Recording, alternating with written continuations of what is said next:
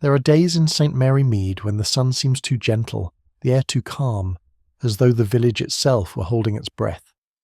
Behind lace curtains and Sunday smiles, whispers stir about a death at the Rectory picnic, a sin too delicate to name, and a love that mistook itself for mercy. In this quiet corner of England, guilt blooms as softly as roses, and just as sharply beneath the thorns. Where in the world are you tuning in from today? And what time is it there? Let me know in the comments. Let's begin our journey into the hush of St. Mary Mead. The day began with that curious brightness only English summers possess. Not brilliant, but quietly radiant, as though the sun had agreed to shine with decorum. The Rectory garden lay immaculate, tables draped in white linen, polished cutlery glinting, and vases of pink roses placed at precise intervals by Mrs. Lenton, the rector's wife, who believed orderliness next to godliness. Miss Marple, walking up the gravel path with her parasol and her calm expression of mild curiosity, noticed the fainter symmetry in the floral arrangement nearest the tea urn. To anyone else it would have appeared flawless. To her the imbalance was telling. Perfection, she had always found, was the most efficient camouflage for guilt, vanity, or human frailty. It drew her eye precisely because it wished not to be noticed. She greeted the vicar's wife with kind civility, accepted the offer of a seat near the elm tree, and observed the flutter of preparations with serene amusement. A perfect day, yes, but one that already trembled imperceptibly on the edge of imperfection. The guests arrived in their Sunday best, each trailing a little cloud of chatter, perfume, or mild resentment. Colonel Bristow came first with the air of one accustomed to being first, loudly proclaiming that his roses had shamed the county competition. Mrs. Price Ridley followed, glancing disapprovingly at his boasting, though she too had brought a basket of scones with pride entirely disproportionate to the effort. The vicar's wife fluttered among them, rearranging cups already arranged, adjusting chairs already straight, while young Lily Carter stood awkwardly near the lemonade, whispering to her friend that the new curate was said to be so scholarly he frightened the bishop himself. Miss Marple sat quietly beneath the elm, knitting a pale blue sock for her nephew's youngest, and giving every appearance of harmless distraction. Yet her eyes, bright and reflective behind her spectacles, missed very little. She noted who gravitated to whom, who avoided whose company, and how the laughter carried, high, polite, but without warmth. It was, to her experienced ear, the laughter of a village determined to be agreeable despite what it truly thought. Alice Graham, the rector's niece, came gliding through the garden with her usual composed smile. She was young, but not inexperienced. Her calmness was a short one, learns after small disappointments. The visiting curate, Mr. Latham, rose quickly at her approach, a little too quickly, Miss Marple thought, and greeted her with a stiffness that betrayed some inner uncertainty. They spoke with surface politeness about the service, about the choir, about the rector's roses, but beneath the words lay an invisible tension. Alice's tone was measured, though her hand twisted slightly at the handle of her parasol. Mr. Latham's mild face betrayed a weariness of spirit, a restlessness that did not suit his clerical collar. Miss Marple, whose knitting had slowed to a thoughtful pause, listened without appearing to do so. There was in the young man's courtesy a kind of apology, and in the girl's composure a strain of sorrow too long contained. Something had passed between them, something unfinished. When Alice excused herself with a smile that reached no further than her lips, Miss Marple sighed quietly. The heart, she reflected, was often the source of more trouble in St. Mary Mead than the mind ever was. The afternoon settled into the kind of social harmony that always appears serene from a distance, but, on closer inspection, hums with private discord. The laughter rose and fell like a well-rehearsed chorus, yet to Miss Marple, each smile, each movement, was part of a subtler narrative. She saw Mrs. Pennington's eyes narrow slightly as Colonel Bristow praised the church's honest stewardship. The colonel, oblivious, tapped his walking stick in rhythm to his own story. A moment later, Mrs. Pennington brushed past the lemonade table, her gloved hand brushing a napkin from its place, perhaps by accident, perhaps not. Elsewhere, the rector's wife fluttered toward a group of women whose silence tightened the moment she arrived. Mr. Latham fetched sandwiches with exaggerated politeness, though his gaze drifted again and again toward Alice, who did not look his way. And Miss Marple, clicking her knitting needles gently, felt the faint tremor of human friction beneath the politeness. The smallest gestures told the largest truths. A hand withdrawn too quickly, a smile delayed by a heartbeat, a pause before a compliment, all were part of the music of deceit that village life played so sweetly. When the tea and cakes were brought out, the company gathered around with practised gaiety. The rector, amiable as ever, offered a brief blessing that drifted away like incense on the summer air. For a while, conversation turned to safe matters, weather, roses, the bishop's recent sermon on humility, until Colonel Bristow, flushed from too much lemonade, remarked jovially that the parish funds were better managed now that certain hands were off them. The remark struck like a pebble thrown into still water. Mrs. Pennington's hand froze on the teapot, her smile fixed and bloodless. "Indeed," she said softly, though some might prefer gratitude over gossip. The silence that followed was mercifully broken by the rector's laugh, too loud, too eager, as he proposed a toast to harmony and continued fellowship. Cups were raised, a few with reluctance. Mr. Latham, flustered, managed to spill lemonade across the table, splattering Alice's dress. She forgave him quickly, perhaps too quickly. Miss Marple noted the faint tremor in her voice, the way the young man's apology was choked with something deeper than embarrassment. The air, fragrant with roses and pastries, carried now a thin thread of unease. The conversation, once more cheerful, drifted into safer currents, but the mood never quite recovered. Miss Marple, finishing her row of knitting, happened to glance across the lawn just as Alice looked toward Mrs. Pennington. The look that passed between them was brief, anxious, almost pleading, but unmistakably human. It was the kind of look that said more than words could risk. Mrs. Pennington turned away at once, her lips pressed tightly, while Alice bent her head, pretending to fix a ribbon that did not need fixing. The rector's wife called for another round of tea, and the moment dissolved into the ordinary rhythm of chatter. Still, Miss Marple's mind lingered on that silent exchange. It had not been guilt exactly, nor open hostility.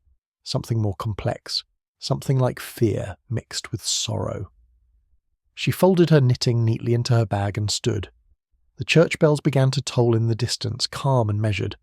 As their echo drifted across the garden, she thought how easily harmony could hide dissonance, and how a sunny lawn might yet hold the first faint shadow of tragedy. The rector stood beneath the striped awning, the sunlight flickering across his mild, benevolent face. He began with a few words about gratitude, the blessings of community, the virtue of forgiveness, the strength found in unity. His voice carried pleasantly across the lawn, unhurried and kindly, yet the words seemed to float rather than settle. Miss Marple, seated among the older parishioners near the lemonade table, listened with her usual expression of courteous interest, but she could not help noticing that no one truly listened. Colonel Bristow nodded too vigorously, perhaps to show he was awake. Mrs. Pennington's smile was small and fixed. The rector's niece looked down at her folded hands, her brow faintly clouded. A soft breeze stirred the bunting, but even that sound seemed to carry a note of weariness. It was all very proper, very English, this appearance of harmony. And yet, as the rector spoke of peace, Miss Marple observed how the faces around her tightened at the word, as though each, in private, carried something that peace could never quite soothe. When the rector's final phrase, "May friendship guide our days," drifted into silence, the applause came quickly, almost eagerly. It was the laughter afterward, however, that told Miss Marple more than the words themselves. It rang, bright but uneven, a laughter that began too soon and ended too sharply.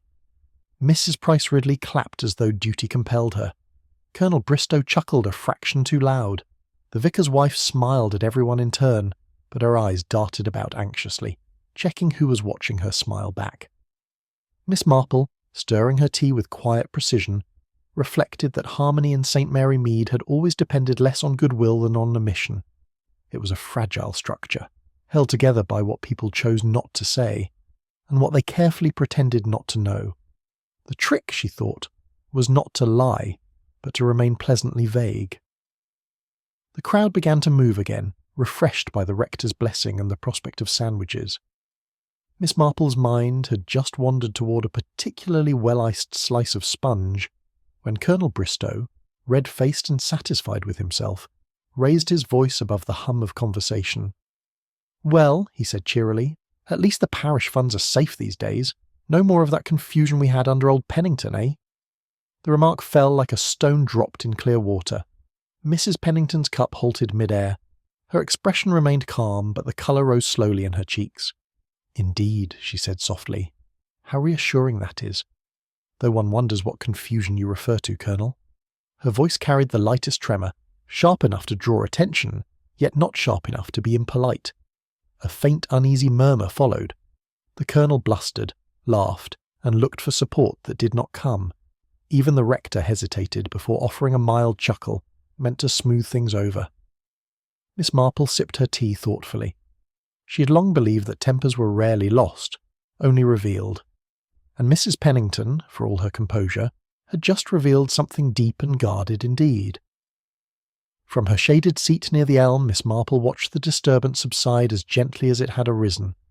The rector, sensing danger, began a cheerful anecdote about the choir boys' mischief with hymn numbers, which provoked a polite ripple of amusement. Mrs. Pennington smiled, but her hand trembled slightly as she replaced her cup upon its saucer.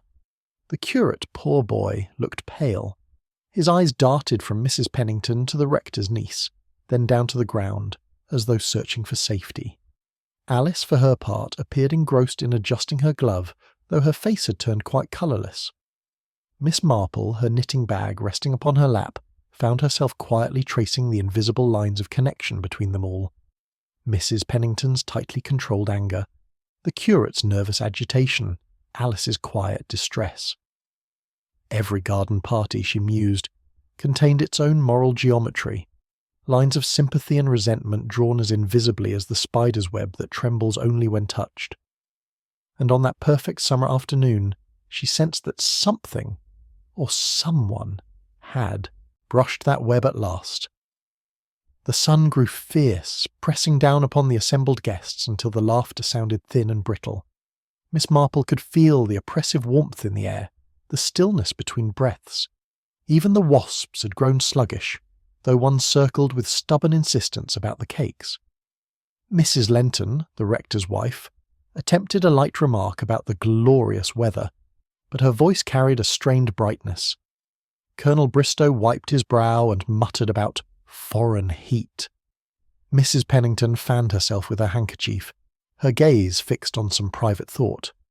The rector, in his earnest way, tried to rekindle the spirit of fellowship. "Let us drink," he said, lifting his glass, "to friendship and faith, twin pillars of our happy parish." The glasses clinked, though the sound seemed curiously hollow. Miss Marple, sipping lemonade that tasted faintly of metal, felt the moment stretch like fabric drawn too tight. In that heat, politeness became endurance. Beneath the laughter and chatter something darker stirred, a disquiet that had nothing to do with the weather. The moment passed, or appeared to. Laughter resumed, quick, brittle, slightly overdone, as if each person feared silence more than the awkwardness it disguised. The rector, reassured, began speaking of next Sunday's service. The curate busied himself with the lemonade jug. Yet Miss Marple felt the change keenly. The warmth no longer comforted but suffocated, and the air seemed heavy with unspoken words. Even the elm leaves hung motionless above the lawn, as though listening.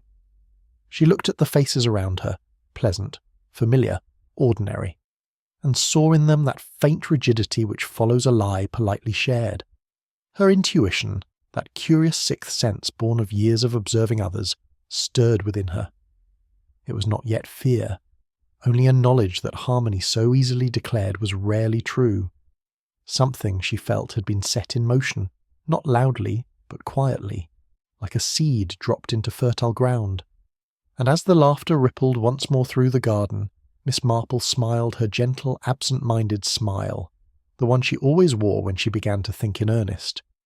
The laughter had returned, but something in its tone had shifted. It rang high and hollow, echoing across the sunlit garden with the faint edge of unease. The rector's toast had been received with polite enthusiasm, and the hum of conversation once again filled the air. Yet Miss Marple, knitting quietly in her corner, sensed the subtle change. It was the sort of difference one feels rather than sees. The air itself seemed too bright, the cheerfulness too deliberate, as if each person was performing good humour rather than feeling it. Mrs. Pennington's laugh came a shade too loudly. Colonel Bristow spoke with forced joviality, and Alice, the rector's niece, smiled often, but looked toward the curate more than she looked at her teacup.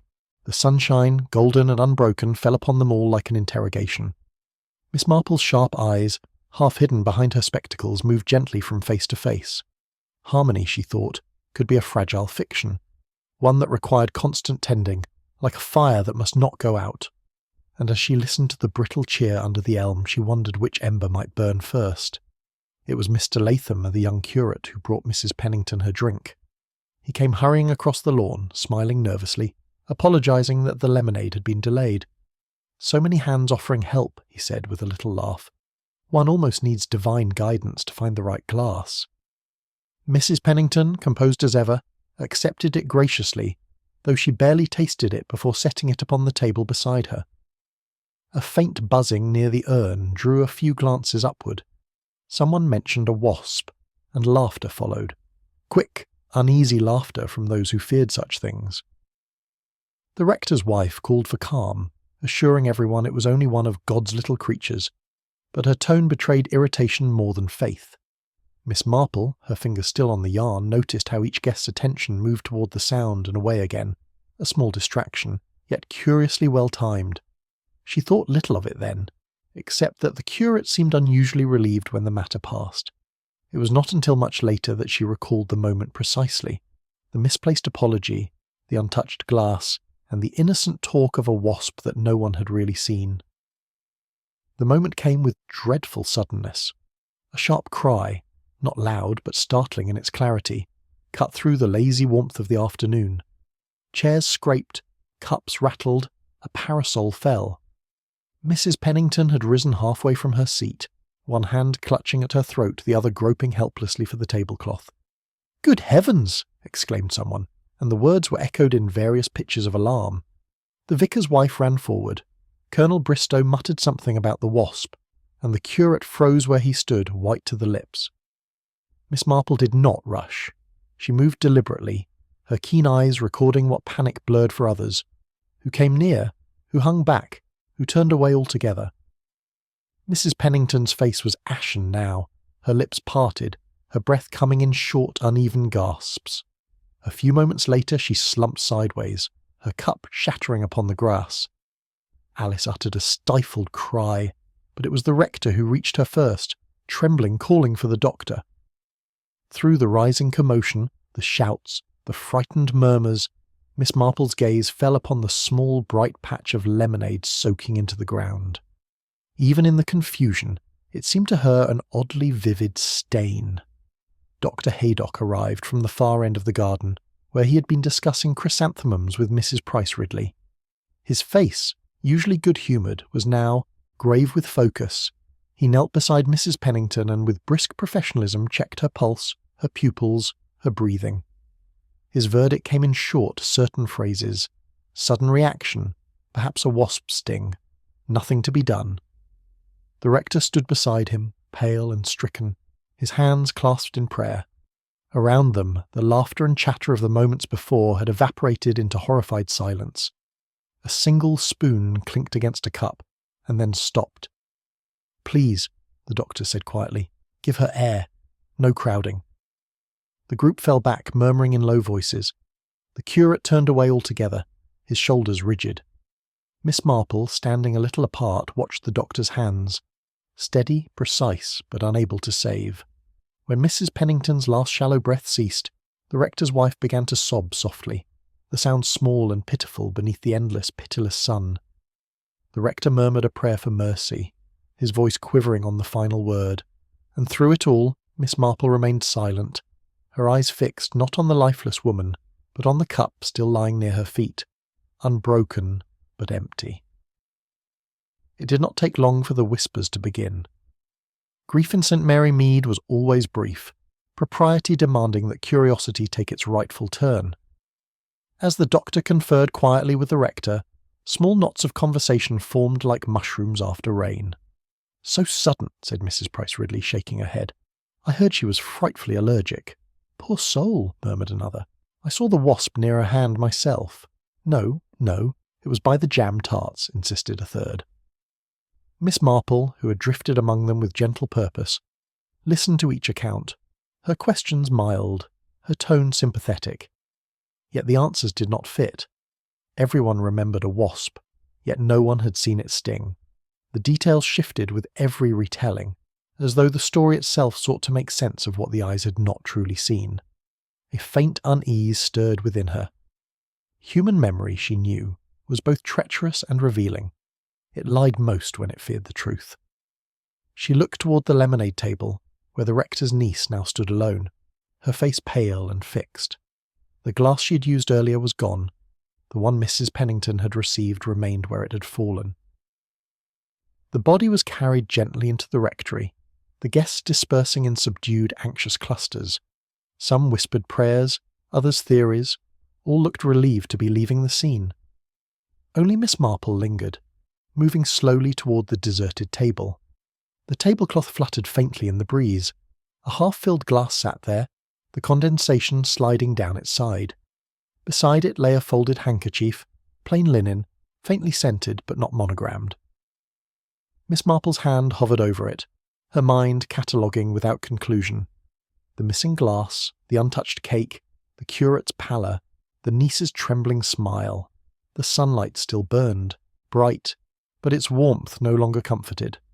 The scene, stripped of laughter and chatter, seemed unreal, a painting from which the figures had been suddenly erased.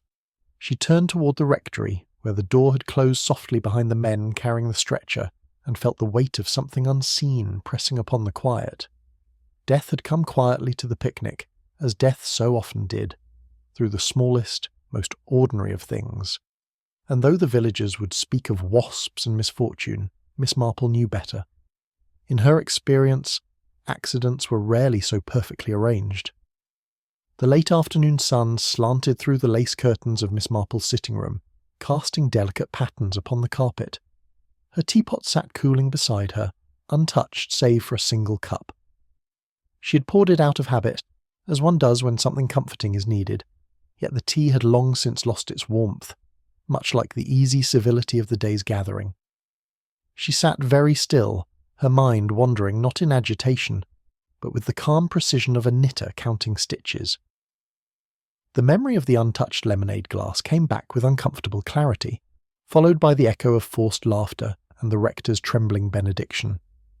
She thought of Mrs. Pennington's poised hands, the curate's nervous glances, and the faint, unnatural silence that had followed her fall.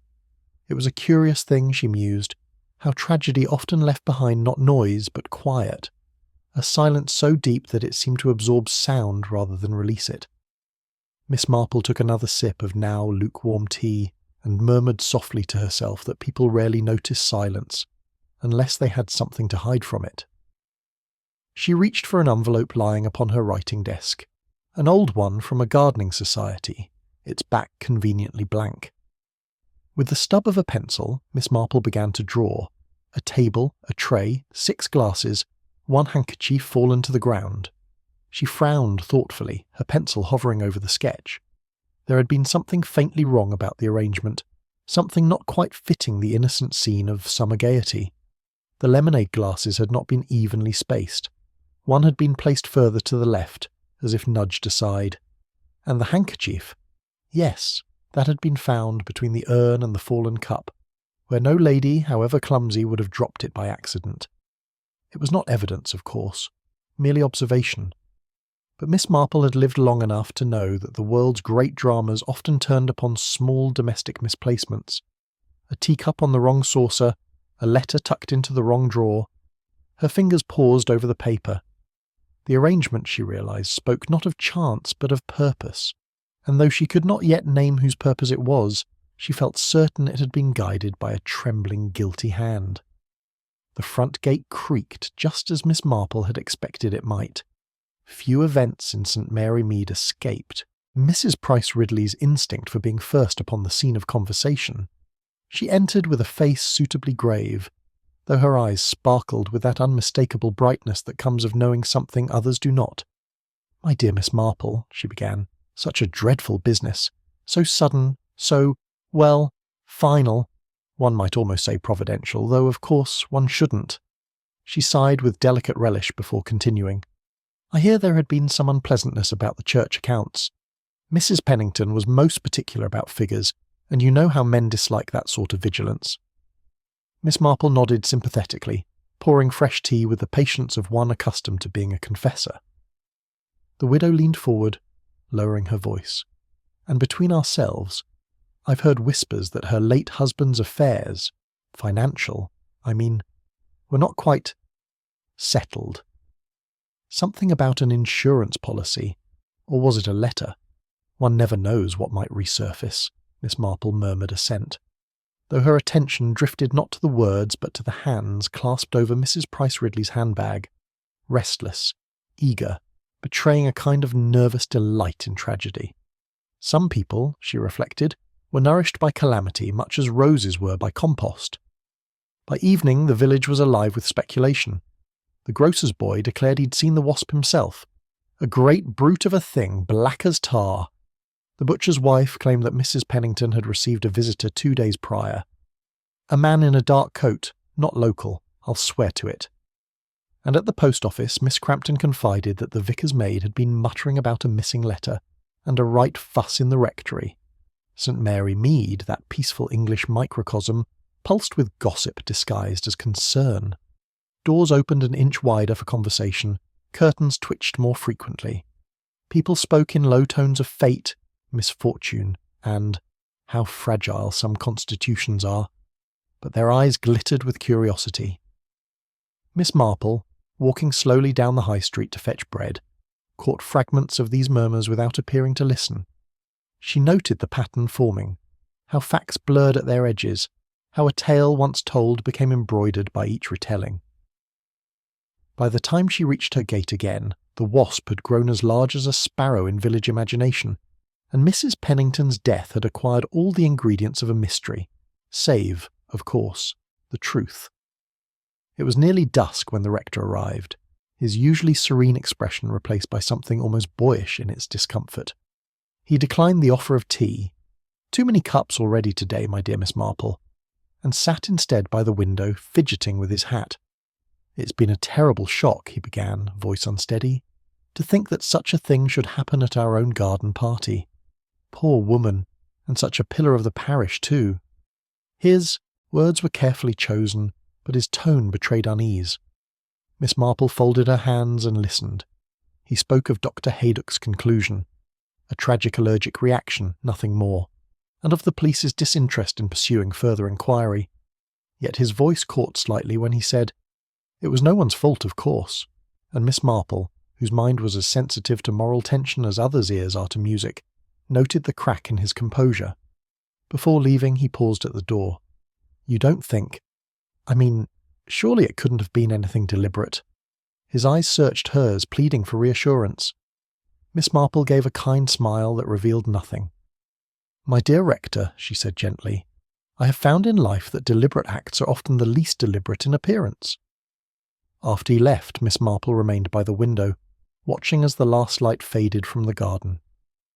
The air had cooled, and somewhere nearby a blackbird sang, that melancholy, solitary sound that always came just before nightfall. Her thoughts drifted like the fading light, returning again and again to the small details that others had already forgotten. The untouched teacup, the handkerchief near the lemonade urn, the curate's trembling hand, the rector's too swift laughter. Each detail, insignificant alone, now shimmered faintly in her mind like threads waiting to be woven. She took out her knitting once more, the steady rhythm soothing her thoughts.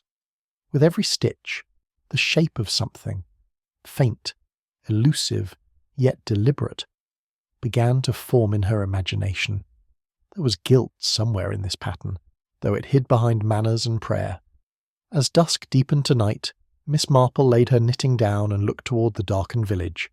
She had no answers yet, but she had begun to see the outlines of motive, the faint design behind coincidence, and in her experience, once a pattern began to show itself, truth was never far behind. The following morning dawned low and grey, the sort of weather that blurred the edges of cottages and made even cheerful gardens seem subdued. Miss Marple, who had always found that the English climate lent itself to quiet inquiries, decided that a walk might do her good. She took with her a modest offering, a pattern book Mrs. Hayward had lent her months before, and the calm assurance of a woman visiting for nothing more than a friendly call. The widow's cottage stood at the end of a narrow lane, its gate leaning as though tired of keeping secrets. The air smelled faintly of damp leaves and rain. When Mrs. Hayward answered the knock, her face, pale and careful, showed surprise quickly masked by politeness. The interior was neat, though touched with melancholy, the kind of tidiness that speaks of too much solitude. Miss Marple made a little murmur about the weather and the poor state of wool these days, settling herself with unhurried grace. She had learned long ago that people unburden themselves more easily when the conversation appeared to have no purpose at all. Mrs. Hayward's manner was kind, yet uneasy, as though she resented her own hospitality. Her hands trembled slightly as she poured the tea, causing a faint rattle against the saucer. Miss Marple, whose hearing was more acute than she often let on, noticed that the cup trembled less when Mrs. Hayward spoke of ordinary matters, her cat, the vicar's sermon, but grew unsteady when silence fell. They spoke of gardens and lacework, and at a natural pause Miss Marple mentioned the picnic. She did so gently, in the tone of one recalling a pleasant day. "So sad about poor Mrs. Pennington," she added softly. For a moment the other woman's smile froze. "A terrible thing," she said at last, her voice low and oddly tight. "I was close to the table, you know. Such confusion. I shall never forget it." Miss Marple nodded, watching how Mrs. Hayward's eyes drifted toward the window as though to escape something within. "It's strange," Miss Marple said mildly, "how death often unsettles the living more than the dead." The widow's cup rattled again, and this time she did not steady it. Encouraged by a soft word and a patient pause, Miss Marple ventured further. She spoke of how well Mrs. Pennington had managed the parish finances, how devoted she had been to the church's affairs. The effect was instantaneous. Mrs. Hayward's hand stilled upon the table, the teaspoon clinking faintly against the rim before dropping into silence. "I dare say she meant well," she said after a moment, though her tone betrayed strain. "But good intentions can so easily be misunderstood. People do talk, Miss Marple, and not always with justice." Miss Marple murmured her agreement, but her eyes had wandered, discreetly, almost absently, to the mantelpiece. There stood a small collection of photographs, seaside holidays, a wedding, a family group. Yet one silver frame had been turned face down, leaving only its back visible, pale against the polished wood. "Such unjust tongues," Mrs. Hayward continued suddenly, her words gathering speed. "Once people make up their minds, nothing will change them. One might live blamelessly for years, and still—" She stopped, the colour rising in her cheeks. Miss Marple said nothing. Her silence, she knew, often yielded more truth than questions ever could. The rain began to patter against the window pane, filling the pause with a kind of quiet confession. After a long silence, Mrs. Hayward sighed and gave a small weary laugh. "You must think me foolish, Miss Marple. The past has a way of creeping back on days like this. Damp air always brings it nearer somehow." Miss Marple smiled kindly. "Oh, I understand, my dear. Memory is rather like embroidery. One pulls a thread, and the whole pattern insists on showing itself." Encouraged, the widow began to speak.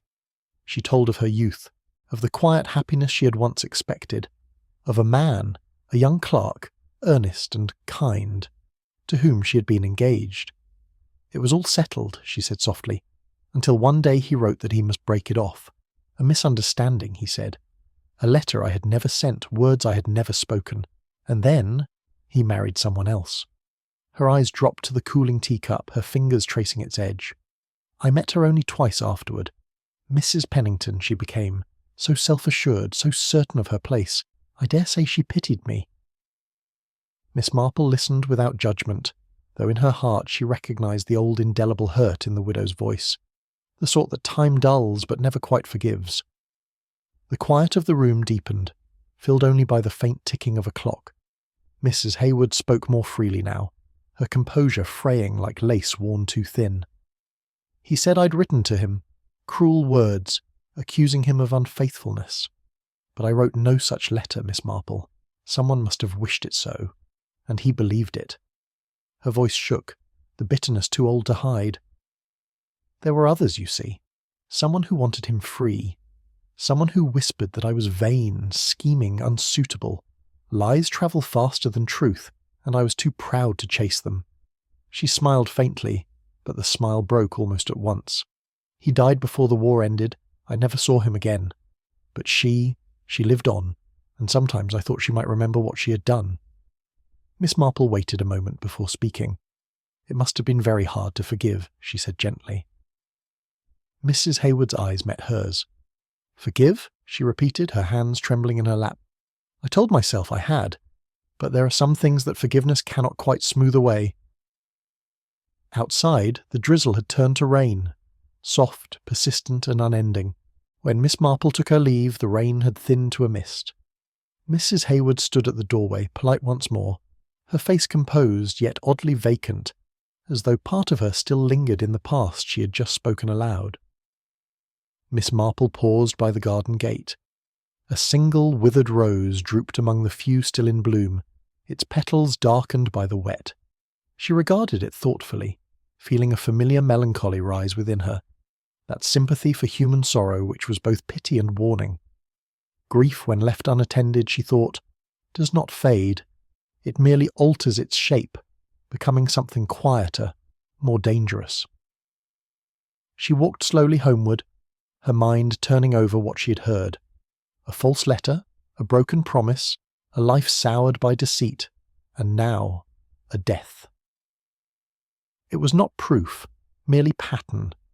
Yet patterns had a way of repeating themselves, and Miss Marple knew well how easily memory could guide the hand toward retribution. As she reached her own gate, she paused to brush a raindrop from her sleeve. Poor soul, she murmured. The heart never forgets what the world pretends to. The next morning dawned mild and still, the kind of deceptive calm that often precedes revelation. Miss Marple was in her garden, pruning her petunias with care that was half genuine, half reflective distraction. Her hands worked steadily, but her thoughts wandered to the picnic, to the tray, the lemonade, the hasty laughter, and the curate's trembling hands. She replayed the scene as one might examine the stitches in a piece of knitting, searching for the single loop where the pattern had faltered. It was there, she felt certain. That moment just before Mrs. Pennington's collapse, something too ordinary to have drawn notice but significant all the same. As she leaned to deadhead a faded blossom, her eyes softened and a faint smile appeared. One always misses the smallest things, she murmured half to herself. And it was true. She had lived long enough to know that life's gravest tragedies were nearly always born of something small, a misplaced letter, an unfinished conversation, a glass exchanged in error. By the time she straightened her back and wiped her gloves, she had already decided upon her next step. There were questions to be asked, and one person in particular who might, under the right encouragement, answer them. The rectory was very still when Miss Marple arrived, its quiet suggesting both grief and something unspoken beneath it. She carried no air of investigation, only the mild preoccupation of a lady borrowing hymn sheets for the Women's Guild. It was an excuse as old as her friendships in the parish and as effective as ever. Mr. Latham, when he appeared, seemed not at all himself. His eyes were red-rimmed, his collar slightly askew, and he greeted her with a politeness too rehearsed to be natural.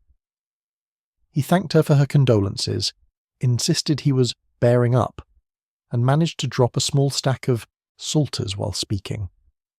Miss Marple, who prided herself on the delicate art of appearing slow when she was most alert, accepted his fumbling apology with serene patience. "These little shocks do unsettle one," she said kindly. "Even strong young men are not immune." His smile, quick and uncertain, betrayed more than embarrassment.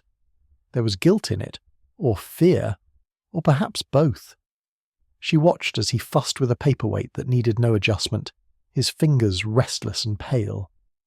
When she mentioned the hymn sheets again, he blinked, as though he'd forgotten she'd asked at all. Miss Marple's tone, when she next spoke, was as mild as milk. It was such a dreadful shock about poor Mrs. Pennington, she said, her voice carrying that perfect blend of sympathy and curiosity which so often loosened guarded lips. You were quite near her at the time, I believe. Mr. Latham hesitated, then nodded. I was fetching lemonade, he said, the words tumbling out in fragments. Mrs. Pennington asked for some, and Miss Alice too. I took 2 glasses from the tray. I thought I remembered which was which. He stopped, his voice faltering. Miss Marple merely inclined her head. Thought you remembered? He gave a nervous little laugh. Yes, well. There were several people calling out and I was distracted. I may have... Oh, I don't quite know. It's foolish, but I've wondered since whether I might have... He did not finish. Miss Marple waited, patient and silent, as was her habit when the truth required room to breathe. At last he sighed, the confession trembling on his lips. It's absurd, of course, but I cannot be sure I didn't hand Mrs. Pennington the wrong glass. I can't remember at all. It's as if the moment's been wiped away. And Miss Marple, quietly watching him, thought how often guilt blurred memory long before crime did. For a moment, neither spoke. The air between them held the heavy stillness of confession waiting to take form. Then with sudden agitation, the curate rose and crossed to the window, his hands gripping the sill. She wrote to me, he said abruptly. 2 days before it happened. A letter, quite unexpected. I hadn't seen her in private since that day under the elm. He stopped, his shoulders tightening. She asked me to be careful what I said. About certain matters of the past, she wrote. She didn't say more, but I understood her meaning. Miss Marple's gaze remained serene, but inwardly she felt the faint tightening of interest that always came when a new thread revealed itself. That must have been distressing, she said softly. He gave a hollow laugh. Distressing. It was terrifying. I've no wish to stir trouble, not after everything that's been said. But she knew things, Miss Marple, things better left buried. I think she meant to warn me, not threaten me, but still. He broke off, pressing a trembling hand to his brow. Miss Marple regarded him gently. Fear, she thought, had a peculiar way of sounding like remorse, and sometimes it was both. As she walked back toward the gate, Miss Marple's mind wandered to that summer afternoon, to the elm tree at the edge of the rectory lawn. She remembered seeing Mrs. Pennington and Mr. Latham there, a few paces apart, their conversation quiet yet marked by a tension no one else had noticed. She had taken it then for a friendly talk, the kind of moral guidance older women offered younger men, but now she saw it differently. The memory unfolded in her mind like an old letter, revealing new meaning in each crease. Mrs. Pennington's face had been pale, her expression intent, almost pleading. Mr. Latham's had shown distress, the hunted look of one cornered by knowledge he wished he could deny. Miss Marple, kneeling once more by her petunias in thought, murmured aloud, So it wasn't kindness at all. She saw now that it had been a confrontation, a final warning perhaps from a woman who knew more than she ought. The elm stood still in her memory, its great branches spreading wide, sheltering secrets beneath its shade. And Miss Marple, who had seen many such secrets take root in quiet soil, felt certain that this one too had borne its fatal fruit. The lanes were soft with late afternoon light as Miss Marple made her way home. Her mind, that quiet engine of observation, worked with its usual measured rhythm. The curate's confusion, Mrs. Hayward's trembling confession, the rector's unease. Each detail drifted before her like a thread, faint but persistent. The mixed glasses, the hint of blackmail, the meeting beneath the elm, together they formed the faint outline of a design, though the picture itself remained clouded. There was guilt somewhere, that much was certain, but guilt was rarely the same thing as malice. Often it grew from love, from pity, from the desperate wish to protect. Miss Marple knew that to find the truth one must listen not only to words but to silences, and there had been many of those. Too many. As she reached her garden gate, the scent of damp earth rose around her, familiar and comforting. It always comes down to the heart, she murmured, unfastening the latch. People imagine murder is born of hatred, but more often it is born of love misplaced. She entered her cottage quietly, her eyes soft but thoughtful, for she had seen the first pattern forming, and patterns she knew never lied. Inspector Craddock arrived in St. Mary Mead just after luncheon, his manner brisk but not unfriendly. His coat bore the faint dust of travel, and his keen grey eyes took in the tranquil village with the air of a man who had learned long ago that serenity was often deceptive. The rector, who met him at the rectory gate, wore the expression of a man bracing himself for questions to which he could give no satisfying answers. "I assure you, Inspector," he began, nervously. It was almost unfortunate. The poor woman. An allergic reaction, the doctor said. "Yes, yes," Craddock replied politely. "Just routine inquiries, you understand." Yet his tone, mild though it was, carried the weight of official scrutiny, and by tea-time the High Street already hummed with whispers of police from Melchester. Miss Hartnell declared it must be about that dreadful picnic, and Mrs. Price Ridley opined that poison was quite unthinkable in a Christian parish. As for Miss Marple, she merely remarked, while threading her needle by the window, that policemen rarely came to St. Mary Mead unless Providence had been tempted, and she wondered, quietly, what sort of man Inspector Craddock might prove to be when faced with the small deceits of the village soul. When the inspector called at Miss Marple's cottage, he found tea already waiting, and the atmosphere so comfortable that even his professional reserve softened. She greeted him as though he were a favourite nephew, a kindness that left him slightly wrong-footed. "I'm afraid it's a very simple matter, Miss Marple," he said, accepting his cup. "Dr. Haydock's report is clear. Anaphylactic shock. A most tragic accident." Miss Marple stirred her tea, the spoon moving with unhurried grace. "Accidents," she observed mildly, "have a way of choosing their moment rather precisely. Don't you find?" Craddock smiled faintly. "You mean coincidence?" "I mean," said Miss Marple, setting her cup down, "that when chance appears too convenient, it is rarely chance at all." Her tone was not argumentative, merely thoughtful, as if she were discussing the weather. He regarded her with indulgent patience, admiring her composure while quietly dismissing her suspicion as village imagination. And yet, as she poured him another cup, her eyes distant, her voice soft, he found himself listening more closely than he intended. "Human nature, Inspector," she added gently, "is far more predictable than chemistry. People seldom poison the person they mean to kill, at least not the first time." It was after the second cup of tea that Miss Marple, with her usual air of innocent practicality, made her proposal. "It may sound silly," she began, "but I often find that when one cannot remember the truth, one must look at the chairs and tables until they remember it for us." Craddock raised an eyebrow. "You mean a reconstruction?" "Oh dear me, I shouldn't call it that," she said, smiling. "Simply a little reenactment, for clarity's sake. People's memories are like lace. They lose their shape when folded too long." The inspector hesitated. He was fond of Miss Marple, though fond was not the word a policeman liked to use about an elderly spinster who continually embarrassed Scotland Yard with her inconvenient accuracy. Still, there was a twinkle in her blue eyes that made refusal seem discourteous. "Very well," he said at last. "We'll humour you." She thanked him as though he had offered her a favour, and he left her cottage faintly amused, unaware that beneath her gentility she was already assembling the puzzle with a quiet, relentless patience. For Miss Marple, truth had its own rhythm, and she knew that sometimes one must look again at the sunlight to see where the shadow truly fell. The next afternoon, under a thin and watery sun, the lawn behind the rectory was arranged just as it had been that fateful day. Tables, chairs, and picnic trays stood precisely where memory placed them. The villagers, curious and self-conscious, hovered nearby under the polite supervision of Inspector Craddock. Miss Marple moved among them with the calm authority of one who had long ago learned to make herself invisible, while noticing everything. She remarked gently upon the placement of a chair here, the tray there, adjusting a cup or saucer with an apologetic murmur. Craddock watched, amused and faintly sceptical. "You could teach my constables a thing or two about observation," he said. "Oh, I doubt that, Inspector," she replied. "I simply look where others prefer not to." Then, as she paused by the lemonade table, something in her expression changed. The amusement faded from Craddock's face.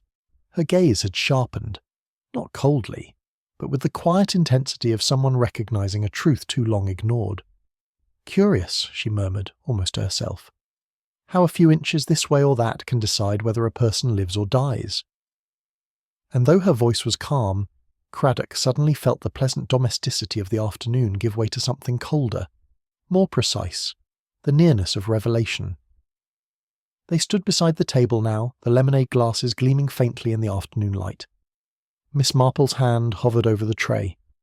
"It was here," she said softly. Or so everyone thought. But it wasn't, was it? The tray had been moved, just a little to the left, enough that when young Mr. Latham reached for it, his hand went to the wrong glass. Craddock frowned. "Moved? Accidentally, perhaps?" "No, Inspector, not accidentally." Her voice remained gentle, but her eyes were unwavering. "It was moved by someone who knew exactly how easily habits can be trusted. We reach for what is nearest, not what is ours." She looked down at the glasses, at the faint condensation gathering on their sides. "It was meant for another," she said quietly. "Mrs. Pennington drank what was never intended for her." A silence settled between them, not the hush of surprise but of comprehension. Craddock felt the shift of it in his chest, that cold awareness that human wickedness so often hid beneath affection, loyalty, or fear. Miss Marple turned to him with a small sigh. "Murder, Inspector, is rarely a grand affair. It begins with something quite small, a resentment, a letter, perhaps, even a prayer left unanswered."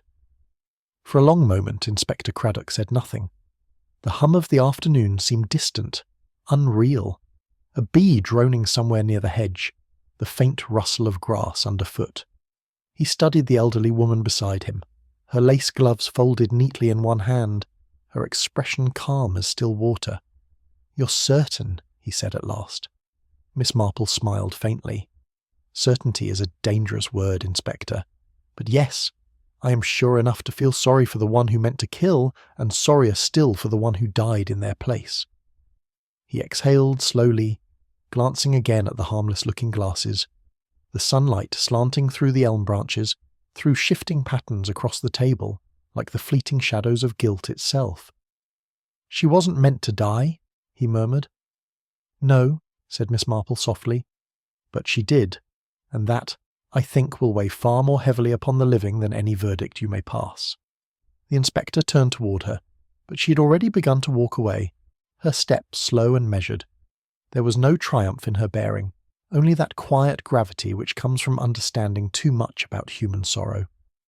Craddock watched her go, and for the first time since his arrival, he removed his hat, not out of duty but out of respect. The afternoon was mild and fragrant, the sort of day when even the hum of bees seemed reluctant to disturb the quiet.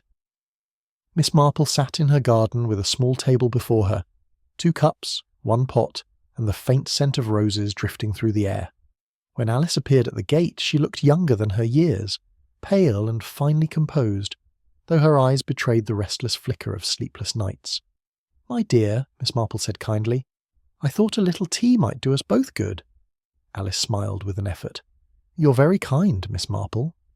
Her voice was soft, the edges of it smoothed by courtesy, yet beneath it there was tension, a taut, invisible thread that even politeness could not conceal.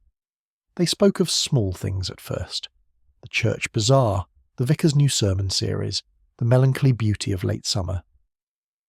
But as Miss Marple poured the second cup, the silence between them grew heavier, as though the air itself waited for something unspoken. Alice's hands lay folded in her lap, perfectly still, too still, and Miss Marple, who had watched many hands betray what lips refused to say, knew the time for ordinary conversation was drawing to its end. Miss Marple's voice, when she next spoke, was as gentle as ever. "You remind me so much of a young friend I once knew," she said, stirring her tea with idle care. "A dear girl, sensitive, loyal, but rather inclined to bear burdens that were not hers to carry." Alice looked up quickly, her composure flickering. "Oh," she managed, with a smile that trembled on her lips. "Yes," Miss Marple continued softly. She thought that by keeping silence she might protect someone she loved. But silence can be a cruel companion. It begins with kindness, you see, and ends with fear. A shadow passed over Alice's face. "I don't quite see what you mean." "I dare say not," Miss Marple murmured, her eyes mild but unyielding. "But I've always found that those who mean the best often suffer the most. It is a dreadful thing, isn't it, to know something that one cannot unknow? To wish one could go back before it was too late? Alice's breath caught. The faint clink of her teaspoon against the cup betrayed her nerves. Miss Marple leaned slightly forward, her expression unchanged. "My dear," she said kindly, "truth is never so heavy as a lie, however lovingly carried." Miss Marple waited until the silence had ripened. Then, in her quiet, unhurried way, she began to speak. "Inspector Craddock and I went over every detail," she said, her voice almost conversational. "It was the lemonade, of course, not the wasp. Poor Mrs. Pennington never saw the danger coming." Alice's eyes widened. Miss Marple's tone remained calm, almost soothing. "It was a small thing." A tray moved, a hand reaching for what was nearest. The curate, Mr. Latham, fetched 2 glasses, one for Mrs. Pennington, one for you. She paused, allowing the words to sink in. "For me?" Alice whispered. "Yes, my dear, but the glasses had been changed. The poison was never meant for Mrs. Pennington. She knew something that touched on the past, perhaps a letter or a lie long buried. She had hinted at it, I think, in that note she sent the curate. It was meant as a warning, not a threat." Alice sat rigid, the colour draining from her cheeks. Miss Marple's voice, though soft, carried the unmistakable clarity of truth. "You see," she said gently, "someone interfered with that tray, someone who believed they were saving another, and instead delivered death to the wrong soul." For a long moment Alice did not speak. Her gaze remained fixed on the teacup before her, as though she might read forgiveness in its dregs. The roses stirred faintly in the breeze, releasing a sweetness that felt almost cruel in its peace. At last she lifted her head. "You think I—" She could not finish. Miss Marple regarded her steadily. "I think you love deeply," she said, "and love, when cornered by fear, can lose its way." Alice gave a soft, strangled sound. Not quite a sob, not yet confession. "I wanted to protect him," she murmured. "He's weak, Miss Marple, so weak, and people would never understand." "Few ever do," said Miss Marple. "I thought it was only a warning," Alice went on, her voice low and hurried now. "A little lesson, perhaps, a reminder that she couldn't hurt him again. But then—" She stopped, her hands trembling so violently that the teacup rattled against its saucer. Miss Marple reached across the table and touched her hand lightly. "You mustn't be afraid of truth, my dear. It frightens us all at first, but it is kinder in the end." Alice closed her eyes. Her composure, once immaculate, now hung in tatters. "I never meant for her to die," she whispered. "Never." The air had grown heavier, perfumed with the fading scent of lilac that bordered the garden. Alice's voice, when she finally spoke again, was barely more than breath. "It was I who changed the glasses." Miss Marple said nothing. The confession came haltingly, each word torn between relief and despair. She had been cruel to him. Years ago, before I was born. He'd told me everything. How she ruined his father, his reputation, all through a lie. And then she began again, hinting, reminding, almost taunting him. I couldn't bear it. I only wanted her to stop. She pressed her hands to her face. I truly thought it was only a little sedative. Something to make her faint, to frighten her. He didn't know, of course. I never told him. But she died, and now— Her words dissolved into silence. Miss Marple's expression did not change, though her heart contracted with pity. "The worst crimes," she said quietly, "are those done in the name of love. They begin with tenderness and end with ruin." Alice nodded, tears slipping soundlessly down her cheeks. "It wasn't murder, Miss Marple," she said. "It was mercy gone wrong." And Miss Marple, looking at her, knew it was both. When the garden gate closed behind Alice, the stillness returned, a stillness almost holy in its weight. Miss Marple remained where she sat, her tea untouched, her thoughts moving with the slow precision of grief. The confession had not surprised her. Human nature rarely did. Yet she felt the ache of it all the same. The quiet tragedy of a good heart straying into darkness out of love. The roses leaned toward her in the fading light, their scent mingling with the faint salt of tears.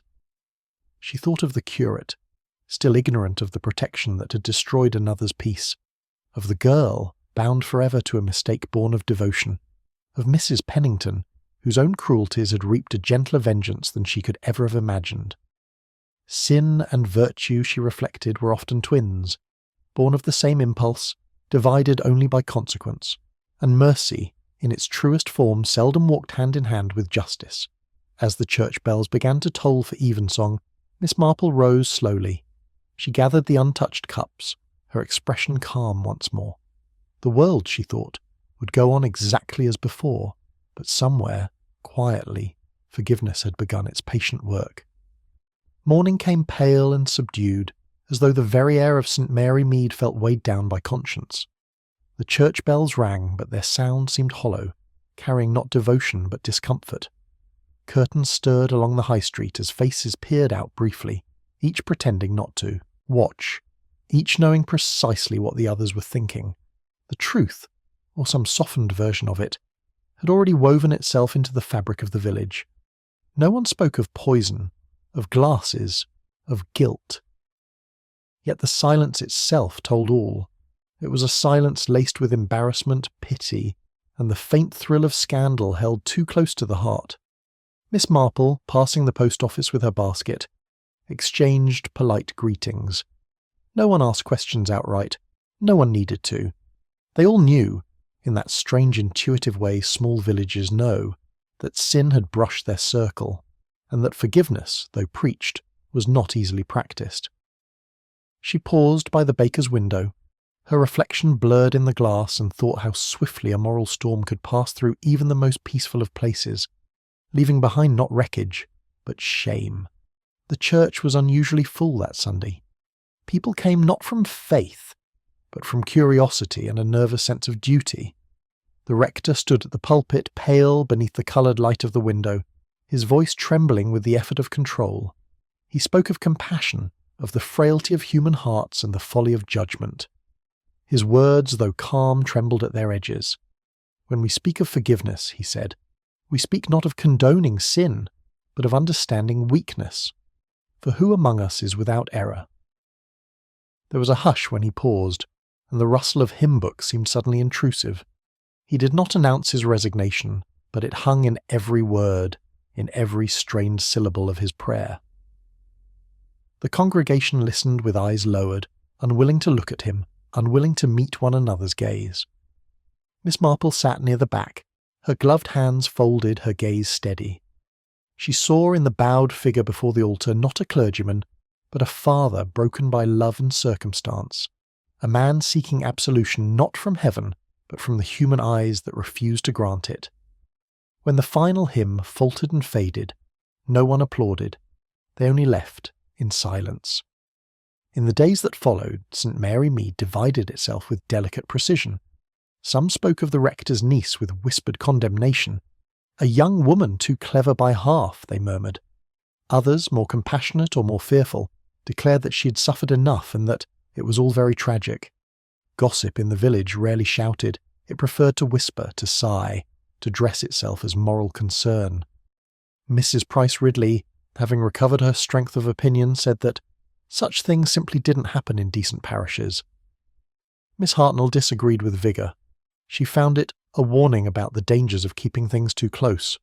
Even the grocer's wife, who claimed no interest in such matters, repeated the tale twice before the day was done. Miss Marple listened, as she always did, without comment. She heard the small cruelties hiding in compassion, and the pity that tasted faintly of self-satisfaction. Kindness and condemnation, she reflected, often spoke in the same voice. The difference lay only in tone. By the week's end, the talk had settled into habit. The tragedy had become a story, softened by repetition, polished for retelling. And yet beneath it all, Miss Marple could feel the faint pulse of guilt that kept the village quietly awake at night. The rectory gardens, once filled with laughter and the rustle of teacups, now stood strangely empty. Miss Marple, walking past on her way to the churchyard, slowed her step. The grass bore faint depressions where tables had stood. A few crushed petals lay half hidden beneath the elm. Even the air seemed altered, as though it remembered the sound of a scream. She paused by the gate. The elm's great branches hung still, its shade stretching over the ground where Mrs. Pennington had fallen. How peaceful it looked now. How deceitfully peaceful. Miss Marple rested her hand lightly on the gatepost. She had no need to rehearse the events. They lived too vividly in her mind. She thought of Alice's pale face, of the curate's tremor, of the rector's broken prayer. Each had loved, and each, in their way, had sinned through that love. A robin fluttered across the path, landing near the empty lawn. Miss Marple smiled faintly, the melancholy gentleness of age touching her expression. The world forgets quickly, she thought, but the ground remembers. Then, gathering her shawl closer, she walked on, leaving behind the silence of the rectory and the ghosts it no longer wished to hold.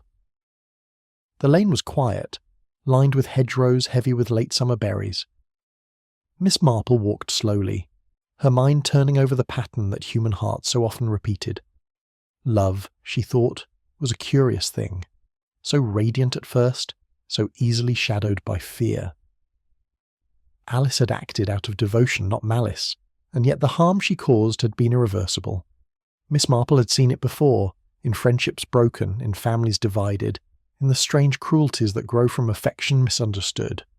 Love, when mixed with pride or desperation, could become a kind of selfish mercy. She stopped by a stile, resting a moment as the wind stirred her scarf. The sound of distant bells drifted faintly, like a memory refusing to fade. There was no triumph in what she had uncovered, no satisfaction in having been right. Understanding, she knew, brought not victory but burden. The heart, she murmured, is rarely wicked, but it is often foolish. And in that simple truth lay the tragedy of it all, that goodness and harm so often walked hand in hand, each believing itself justified, each blind to the ruin it caused. By the time Miss Marple returned to her cottage, the sun had begun to sink behind the roofs of St. Mary Mead, bathing the village in a tender, forgiving glow. The air smelled of rain and warm earth. She put the kettle on, the familiar whistle soon filling the small, quiet room. She settled into her chair by the window, her knitting resting in her lap. Outside, the church spire stood outlined against the deepening sky, serene once more. The world, it seemed, had already begun to forget. Yet Miss Marple's thoughts lingered. She did not think of guilt or innocence, but of mercy, that quiet, unspoken grace that asks for nothing and gives what judgment cannot. There would be no trial, no punishment, only the slow work of sorrow and forgiveness. She smiled faintly, her eyes soft with tired kindness. Justice, she thought, is a word for courts and men. Compassion belongs to heaven. As dusk settled, she picked up her needles, the rhythmic click of them marking the close of another story. Outside, the village slept, wrapped in the gentle peace that follows pain, the peace of those who do not yet know they have been forgiven. In the end, perhaps what lingers most from the quiet tragedy of the Rectory picnic is not the question of guilt, but of grace. In St. Mary Mead, where every hedge hides a whisper and every heart its own small sorrow, we've seen how love can lose its way, how good intentions, once shaded by fear, can lead even kind souls into darkness. Miss Marple, in her gentle wisdom, understood this, that justice is not always a matter for the courts, but for the conscience. Sometimes, forgiveness must live where truth can no longer heal. And yet we're left to wonder, if you had known what Alice knew, if you had stood in her place with love pulling one way and conscience the other, would you have stayed silent, or would you have acted? Tell me, what do you think? Was Alice right to protect the man she loved even at such a cost? Or does mercy cease to be mercy when it carries the price of another's life? I'd love to hear your thoughts. Share your reflections and your theories in the comments below. If this story stirred something in you, that mix of sorrow, mystery, and quiet human truth, don't forget to subscribe for more tales from the heart of the English village, where even kindness wears secrets. And if you know someone who loves a classic mystery touched with emotion and moral depth, share this story with them. It may just leave them thinking long after the last word fades.